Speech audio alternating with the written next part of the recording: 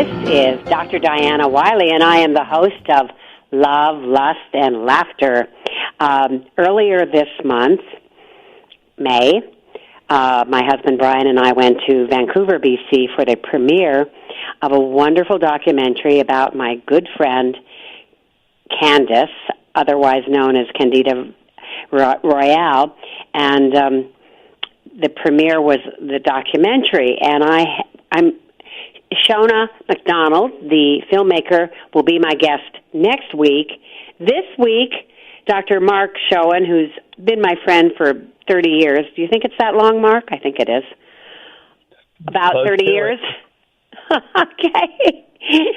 Anyway, Mark is a filmmaker, and I think we ought to start this program by looking at the documentary Candace that you have now seen, and I saw up in Vancouver. But Mark is a filmmaker, and he's going to review another filmmaker. He's a filmmaker and a sex educator, and his website, sexsmartfilms.com, is the Netflix of sex education. We're going to segue more into that fabulous website of his. We've talked about it before on this program a number of times, but it's worth repeating. So, you knew Candace. I was good friends with her for, I guess, 28 years, something like that, and before she died in 2015 of ovarian cancer. How did you know her? 'Cause I know, but I think the listening audience would be interested. Well, Candace and I both came from New York, and we knew each other and had met in New York, but it was sort of on a professional basis. And then when I started working for the Sinclair Institute, who marketed sex education films, Candace worked for the parent company, Adam and Eve, and they were distributing her femme films. So we met in we met again in North Carolina, which is where Sinclair and Adam and Eve are based. Yes. And we became friends. So we were professional colleagues as well as friends, and we kept in touch. And I was so glad to see this film finish because I remember when it was started, and, you know, I know the rigor of making a documentary film on a low budget. Yes. I was pleased to be able to watch it. And although I was so pleased, I was disturbed hearing parts of her story that I didn't know about. Yeah, me too. More about me too. Personal family life. So I'm glad I know it, but to be very honest, it was difficult for me to watch. And I got a little emotional watching it. So yeah, well, you're a sensitive guy. That's part of your charm and your whole persona and it makes you a good filmmaker too because you have a lot of empathy and compassion. So I had the same reaction. I saw it in Vancouver at the premiere on May 4th, and I got emotional because I really had not seen Candace in the last 2 years. We were in communication by email mainly and phone, and sometimes snail mail, but I hadn't seen her in the last 2 years. And to see her, so much older looking, and she was just such a gorgeous, vibrant young woman, and we're going to get into her story a little bit more. But it was hard to see her after the results of the chemo for her ovarian cancer. Yes. And toward the end, I actually drove her to 2 chemo sessions, and it was rough. And she was a real trooper. And, you know, it's hard for me to even talk about it, but she was a good friend, and she made a big contribution to the sexuality field. Yes, she did. Huge. And you off the air, we were talking, and you said, and I agree with you, although, well, we should talk about this.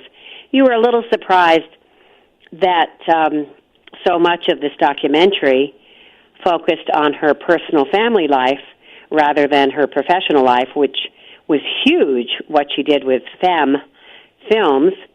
But I had the same reaction, but then again, in talking to the filmmaker, and as I said, she'll be on next week, Shona McDonald, Candace went to Shona.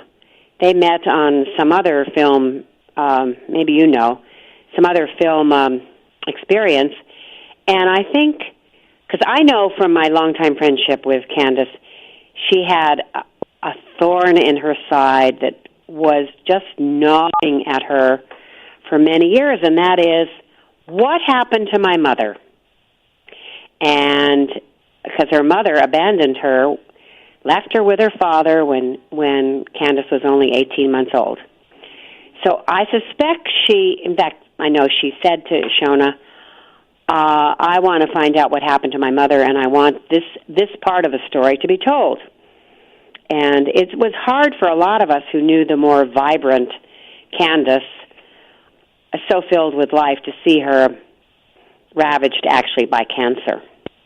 Yeah, that and to think about how brave she was to take this step. I mean, she's working as an adult film star, and she knows deep in her heart that these films are just designed to arouse men sexually. And she wanted to do something to address female sexual needs. And for her to do that in the year that she did it, 1984. Excuse me?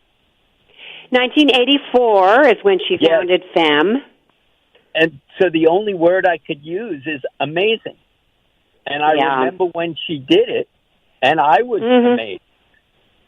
And she followed her dream and helped a lot of people. And I think women owe her a debt that she really helped women discover their sexuality, and she paid a price for it.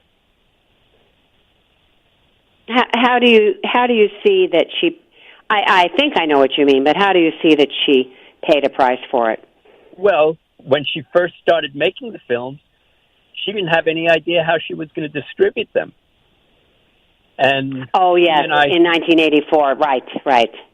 And you know about that. Yes.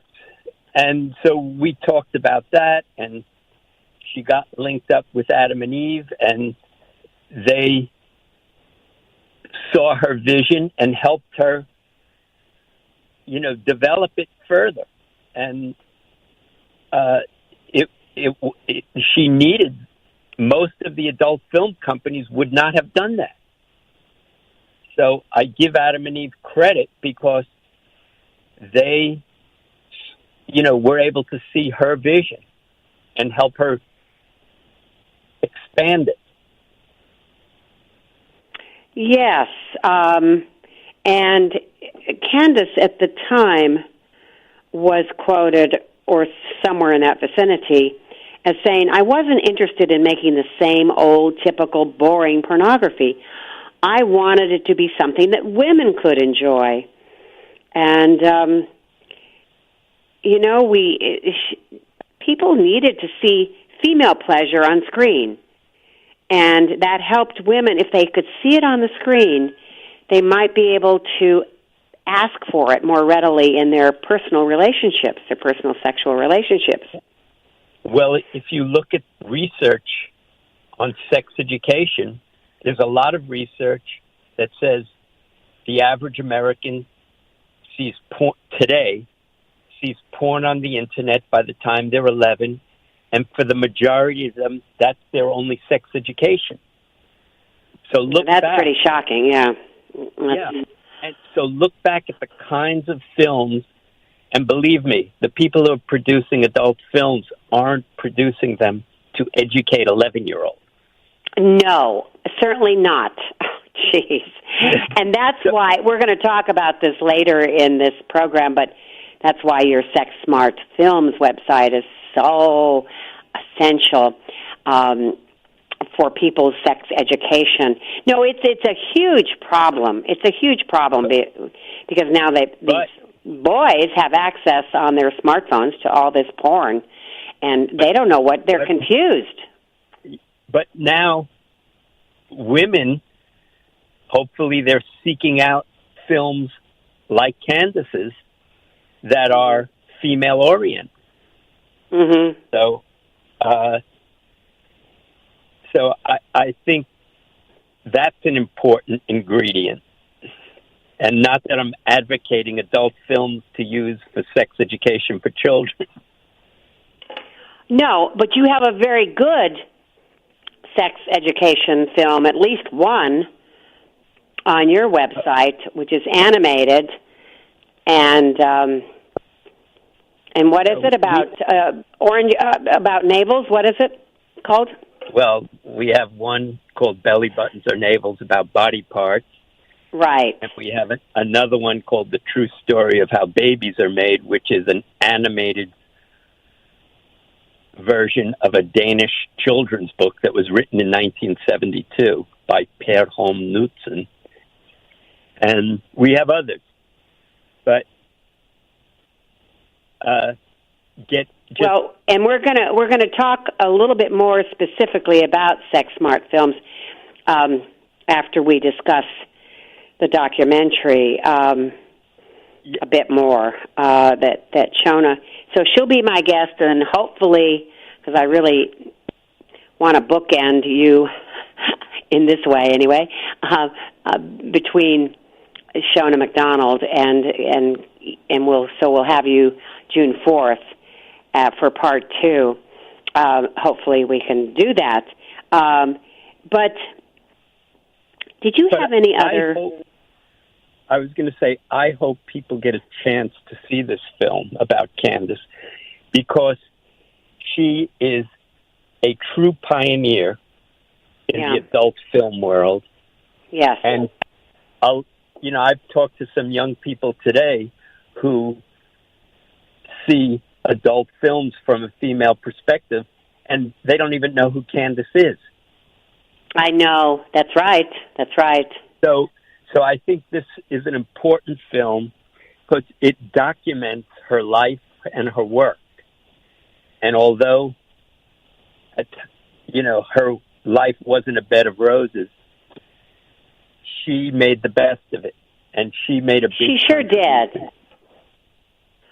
I remember having some really fun, happy, laughing times with her in Palo Alto when I lived there. She visited in Hawaii when I lived in Honolulu, and she visited with her then Dutch boyfriend because she met him through the line of vibrators that she represented. Ultimately, they were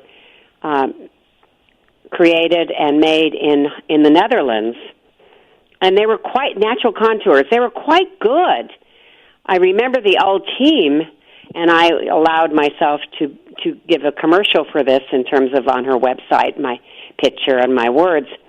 The old team really, and it was designed to hit the woman's G-spot.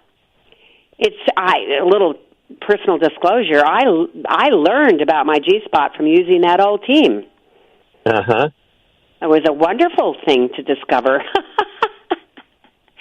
And that goes back to, we had a World Congress for Sexology in 2001 in Paris, and she was there with Natural Contours, and I was there presenting a paper, and she gave me some of the sex toys, including the old team. So she was she was brave, as you said, and she was, well, what goes along with this is fearless, because she'd come out of the adult film market. She didn't really like the word pornography, but she'd made 25 films as an adult film actress in San Francisco. Don't we call that the golden age of pornography back then? Yeah, well, it was a different world. The films were in 16 millimeter. Mm-hmm. And you had to, it's not like today where you can go on the internet. If you have a connection, a computer or a phone, you can watch anything you want. So, people were buying DVDs, go back further, VHS, and you would either buy them or rent them. And they had those little stores called video stores where you could get these kinds of films. Yeah. Boy, video stores. I don't think Blockbuster carried her films, though. I think they were more in some of the sex stores. Well, toys and so on. There were a lot of the video stores that had a little back room where they had the adult films. Oh, yes, okay. Actually, I do remember that in the late 80s.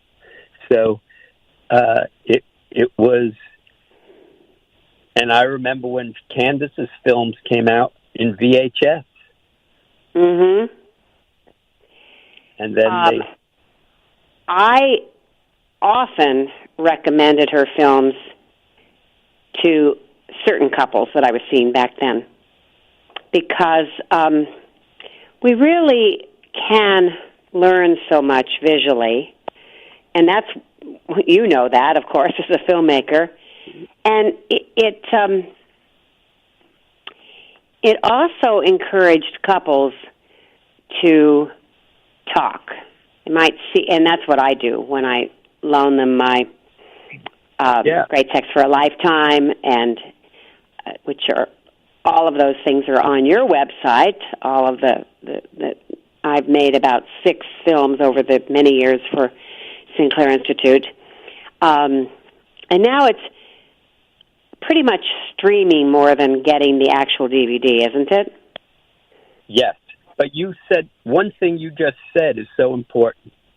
Yes. You said, to me, films are tools. And if you're going to use them to educate, especially if a couple is watching a film together, I always tell them you have a pause button. Don't hesitate to pause the film and talk about what you just saw. Yes, communicate. I do that too. That's very important because it encourages communication. Absolutely. And some of the couples that I see have never had this sort of communication. Like in Great Sex for a Lifetime, Volume 2, there is a chapter or a segment on anal sex. And some couples are, well, usually it's the woman, appalled by the idea, but it gives information about it in case a couple would like to try at least rimming, maybe not full penile penetration, but there are a lot of good nerve endings, right? So we need this. We need this information to have really good sex, and and to be able to say no. Yeah, and that goes for any. And I think the value of using film is you can watch something and then pause it and say to your partner, "Do you think we should try this?" Exactly, and then that can start a whole discussion. Yes. And so, yes. So the sexual communication is so important, and being able to communicate about these things are something that Candace really contributed to, because a lot of her viewers are men, and they're seeing how to pleasure women. Yes, maybe for the first time. Yes. So because Candace the old porn and even the current porn often is all about the guy. It's shifted a little bit in recent years, and that we have more scenes, more views of cunnilingus, but still, it's really the focus is on male pleasure. And Candace wanted to change that, and she did.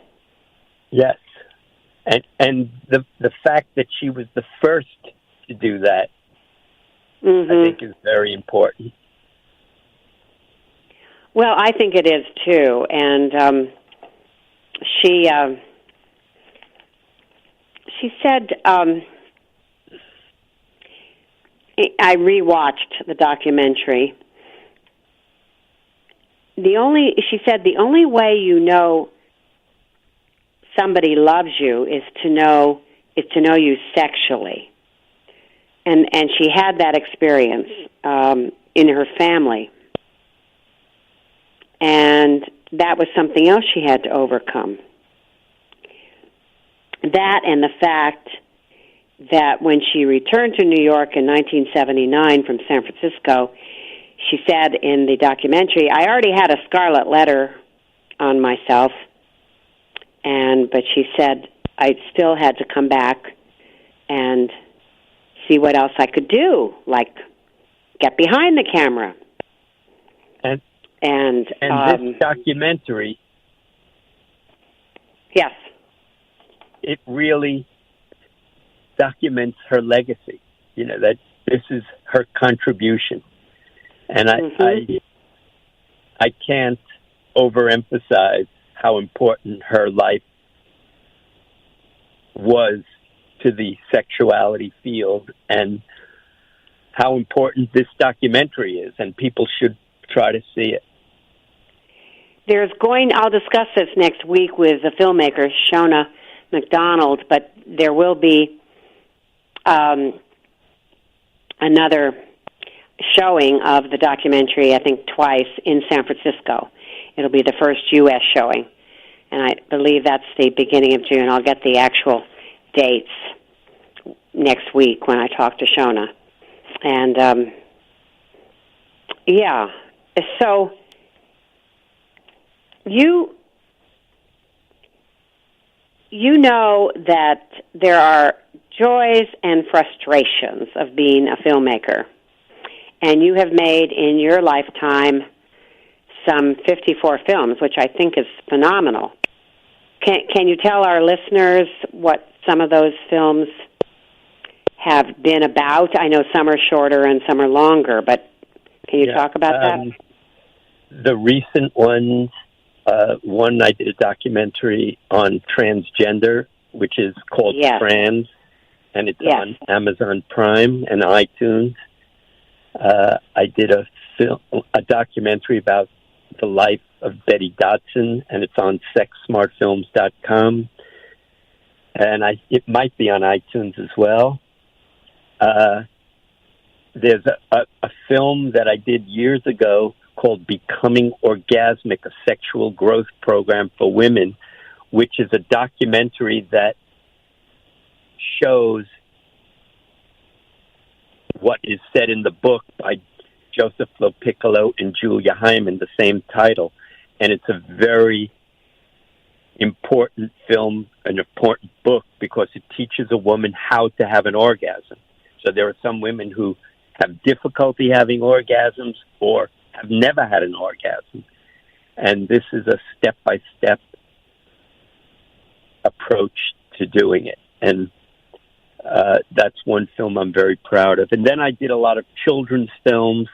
And if you go to the site, you'll see the sections where there are films for young children. I did a lot of films that are used in teaching sex educators. A lot of them they used to call them trigger films because they were short and they would trigger large amounts of discussion about a particular sexual behavior. So, your shorts were trigger films, and you'd have the theme of it, and then the sex educator could look at them, and then it would generate conversation, perhaps in the college classroom, or is that the sort of thing you're talking about? Yes. Mm-hmm. And depending on where you are, some of these films, are used in high schools, but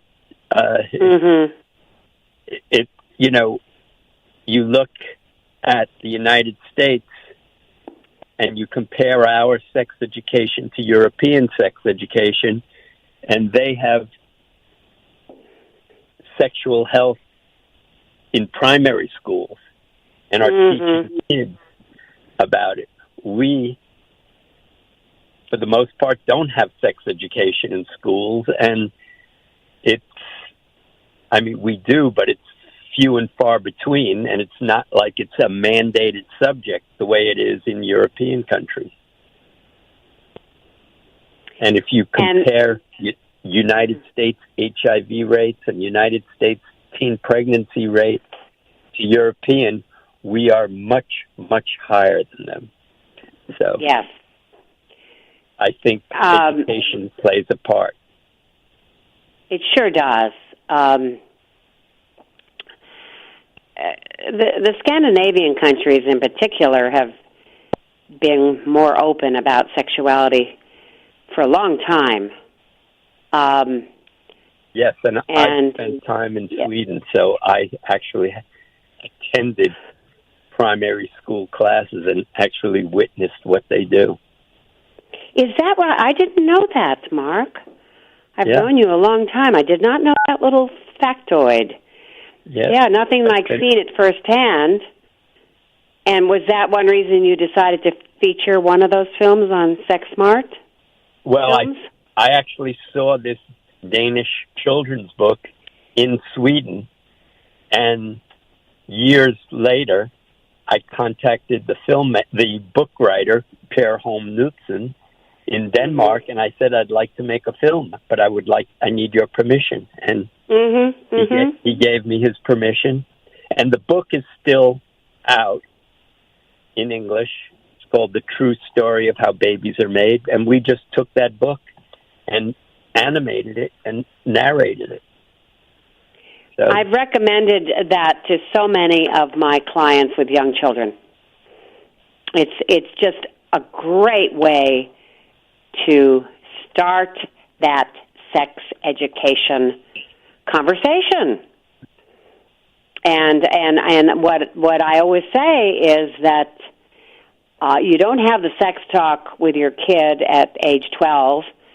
It's an ongoing thing where you look for opportunities, teachable moments, as Dr. Sol Gordon used to say, teachable moments where I have this memory. I was only 3 years old, but I still remember it. I'm walking with my mommy. I'm holding her hand, and there's this woman in front of us, and I said, "Oh, Mommy," probably in a pretty loud voice, "look at that fat lady." And my mother sees this as a teachable moment. She said, "No, Diana, she's not fat. She's pregnant. She's carrying a child inside of her."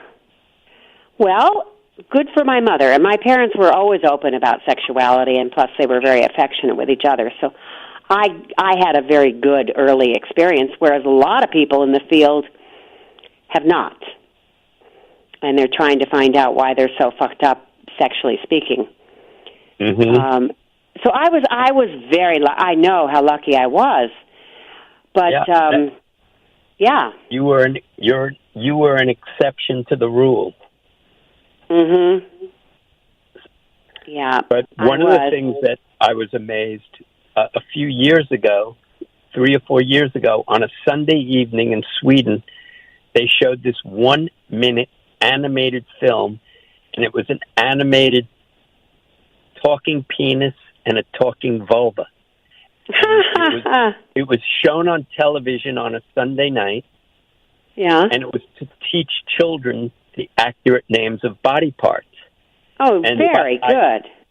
And I have two versions of it. It's 1 minute long, and I have one, the original Swedish version, and then I have that version with English subtitles. And the fact that they showed it on public television on a Sunday evening, right, to me, is amazing. What time of the evening was it? Do you recall? It was, it was it's in the description on the website, but it was early evening, so families could watch it together on a Sunday.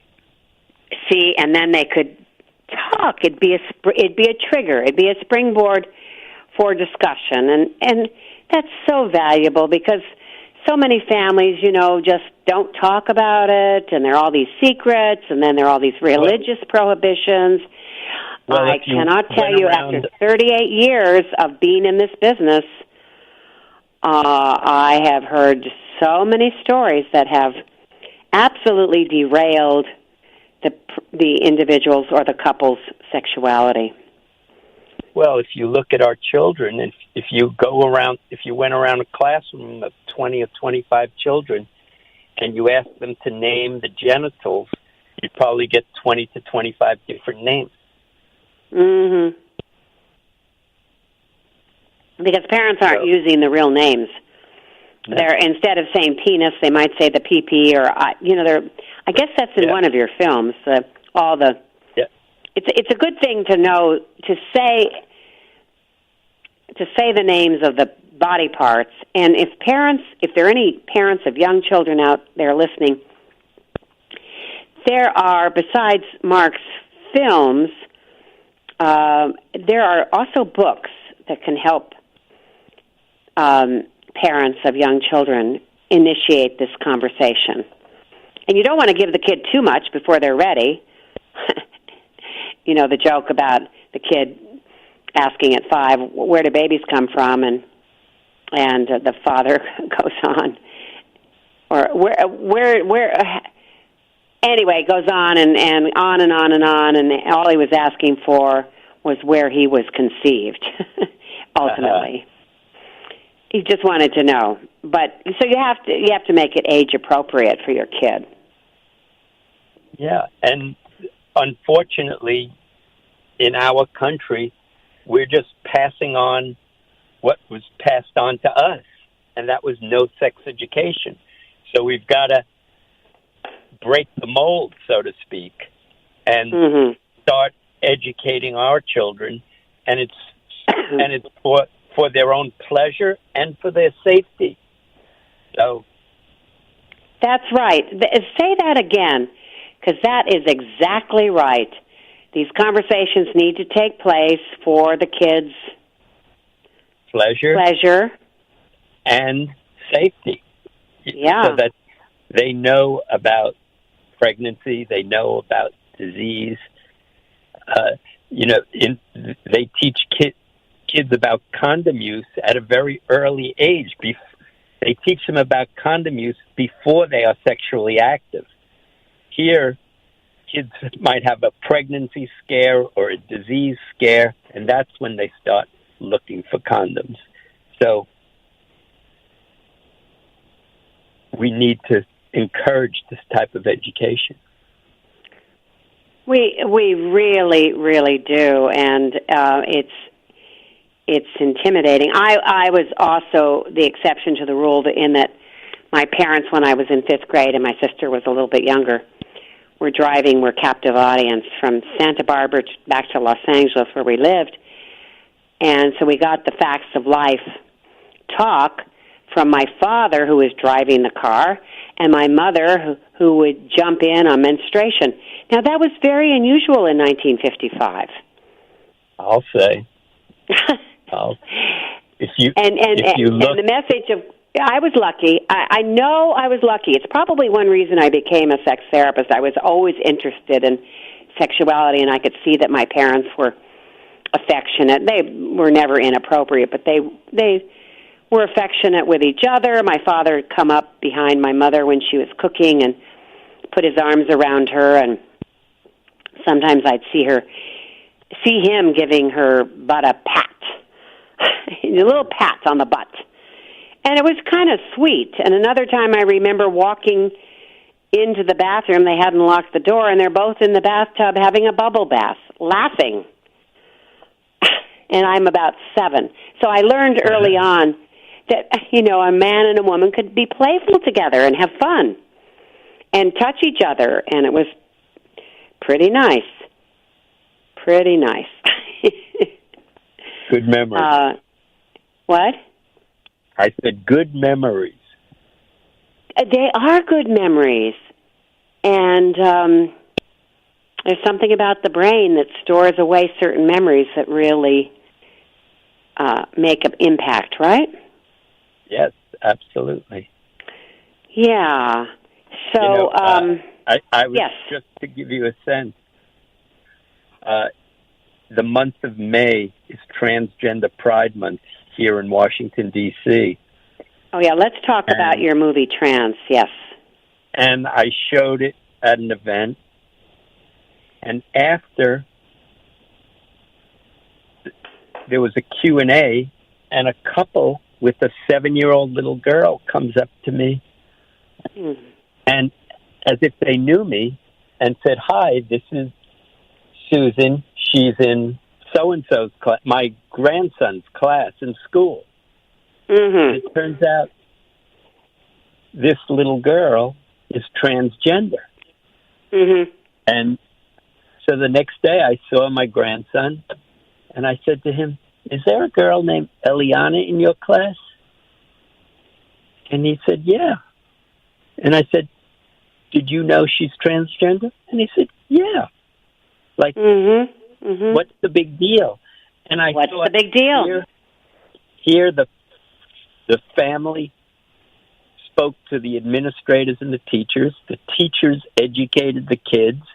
And this kid is going to school, having a regular academic life, and is accepted by the children and is not teased, as far as I know. So it shows you the value of education. The value of education. A couple of years ago, I saw a couple for marital counseling, and their youngest child was trans at 6 years old, male to female, and the parents had always supported this. But the great thing is that I live in Seattle, as you know, and others do too, I guess, that the Seattle Children's Hospital has groups for parents, support groups for parents of trans kids. That's great. It's enlightened, isn't it? Yes. It's probably going to happen more on the coasts of our United States than in the middle of the United States. A lot of the PFLAG organizations have transgender support groups. So if you're looking for one, contact your PFLAG. Can you spell that? It's Parents for Lesbian and Gay Children. So tell me the acronym again, and I'll write it down. I'll put it in the review for today. I think it's PFLAG. Okay, PFLAG. All right. Yes. .org or? I'm not sure, but if you Google PFLAG, I'll look it up. So that gives parents support. There's so much. But your film, which is available on Amazon Prime. Yes, Amazon Prime and iTunes and iTunes, and it was made about how long ago? 10 years ago, a little more. No, less. It came out in 2013, and okay. But a lot has changed. Yeah. Now we have gender fluid, gender binary. People who don't want to identify as either male or female. When trans came out, those weren't. What wasn't happening yet. We weren't using those terms. So, but the film is still widely used by parents of trans children, by trans individuals themselves, and in schools. So Yeah, no, I continue to recommend it, including the other night when Brian and I were out for dinner with a couple of his business colleagues, and one of them has a niece who's trans, and they come from the east side of Washington State, which doesn't have, they're limited in the amount of information they have, especially about sexuality. Mm-hmm. So I suggested the trans film, and then Brian actually sent him a link for it. It's done very well, and it's such an important film. The suicide rate, talk about that among trans folks. It's really high. Well, back in 2012, there was an online survey to 6,000 transgender individuals. And one of the questions was, have you ever seriously contemplated or attempted suicide? Mm-hmm. 41% said yes. That's very high. In the general population, it's less than 2%. Yeah, that's what I thought. The general population, less than 2%. So imagine, 41%. You know, your film, by providing the educational aspects and these interviews with the trans kids, which are often very poignant, I think your film has saved lives. Don't you think so? Yes, I do. Yeah. Yeah. I can give you one incident. I was in New Hope, Pennsylvania, where Dr. McGinn, the surgeon, does her surgery. Right. And she has a bed and breakfast for her patients. And I stayed there one night. I came down for breakfast, and a woman came up to me and said, "Are you Mark?" And I said, "Yes, I am." And she gave me a big hug. And I looked at her like, "What is this?" Mm-hmm. She said, "My trans child, male to female, had surgery yesterday. When she told me she was trans, I was not on board. And someone gave me your film. I watched it. And she said, to make a long story short, and now I'm here with her, supporting her during her surgery." Mm-hmm. So those are the kinds of stories that make this all worthwhile. You know, people say to me, "Is trans a successful film?" I said, it depends how you measure success. Exactly, Mark. Exactly. If success is dollars and cents, it's not that successful. Mm-hmm. If success is touching lives, it's the most successful film I could have ever imagined. So, yes, touching lives, and one of the points you make in that film, Trans, is that virtually everyone that you had in the film feels that they were born this way. They were born this way, and that there are people that don't believe that. They think, oh, they just want to mess around and change their gender. And the way this really came home to me was back in 1994. I traveled to Singapore for the World Congress on Impotence. It was still called Impotence then. And I was one of two sex therapists attending. They were mostly urologists, but a Singaporean plastic surgeon was one of the first to get into the surgery, the transgender surgery. And he provided for those of us in the audience slides and pointing out that it was much easier to fashion a vulva. A guy, you could cut off the penis and keep part of it, right, for the clitoris. But it was so much harder to do the female to male. I suppose that's one reason that a lot of female to male trans people don't have the surgery for a while, because it's harder to do it, as I understand. Yeah, and there are different ways you can do it. And, I mean, I'm not a physician, so I don't want to get into the medical part, but there are many different ways and different degrees of success. So, and if you talk to a transgender person, the genitals are not the most important thing in their life. Exactly. Being able to identify as the gender they identify with is the most important thing. That's right. The thing that this doctor in Singapore said that really convinced me, because this was 1994, I'm still learning about all of this. He said that the men he treated, and by the way, they'd be out on the town, these gay guys who would cross-dress, and if the police would feel a penis under the dress, they were sent to jail. So he had a lot of guys coming to him and said, please help me with this. Help me with the surgery. And he investigated and did research. But the thing that really won me over about all of this is that he said that these guys as teenagers, with all the hormones raging, didn't even want to masturbate. They did not want to touch their penis because it just felt icky to them. It wasn't. They didn't like that part of their body. Well, that's a very common story. I mean, I was told about a transgender person who was in prison, and this was a male to female who had not had surgery and was disgusted by the sight of her penis.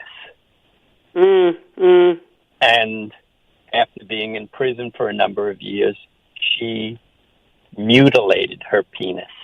Oh, dear. Oh, and castrated herself in prison. Oh, my God.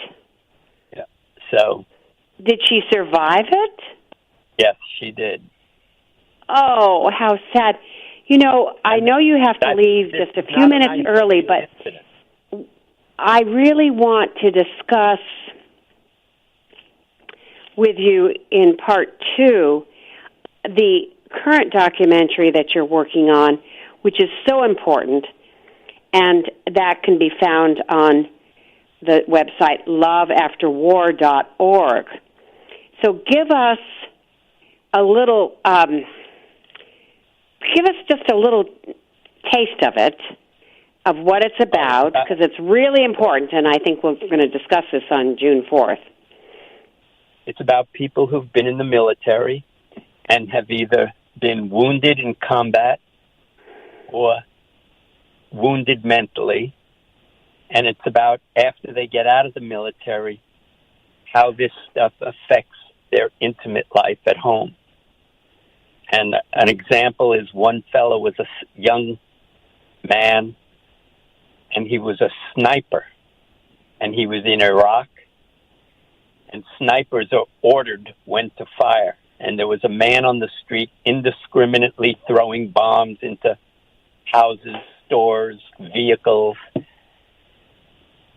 and he had his gun, his weapon, aimed at this man. He picked up a little child and was using the child as a shield. Oh, how disgusting. And after he threw some more bombs, he was ordered to fire, and he killed the man and the child. And I remember him saying, how do you ever get that image out of your head? Oh, that's right. That would produce major PTSD, I would think. Yeah. So, and we need to discuss the term PTSD. But that's another story. We'll do that. We'll do that. So Mark.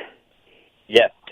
We always have so much to talk about, and that's why you've been on this program quite a few times over the years that I've been on Progressive Radio Network. And you're amazing. You're an amazing guest, and you bring so much to the program and so much information. So, is there anything before you go? Because I know you have something, and so you need to leave a little bit early, and I'll finish up the program alone. Yeah. I can stay a couple more minutes. Okay, yeah, I see that from. So, is there, going back to the documentary, Candace, and we'll also come back to it on June 4th, and hopefully you'll be able to listen to at least the archived version of Shona and myself next week. Is there anything else any other impression you had from this film that Shona MacDonald? The impression was we have Candace's legacy in a feature-length documentary, and I think this is an important person to remember and to give her the credit that is due her. You know, she is a pioneer when it comes to female sexuality. And yes. I don't think many people put her in that category. And more should, you're right. Absolutely. So my compliments to the filmmaker. Yes, and I think she's going to be listening to the archived version of this. I told her about it being live because I did not open up the phones, but I will next week and maybe the following week too. But she